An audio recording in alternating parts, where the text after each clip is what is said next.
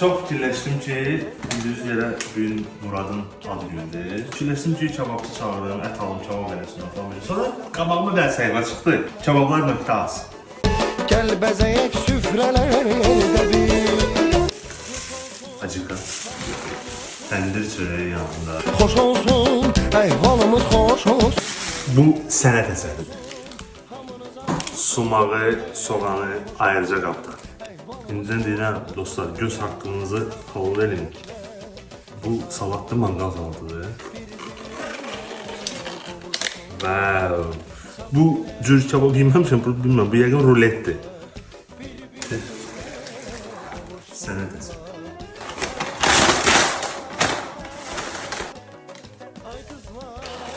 Pomidor kebabı. Bu səbət olmasa xan kebabıdır.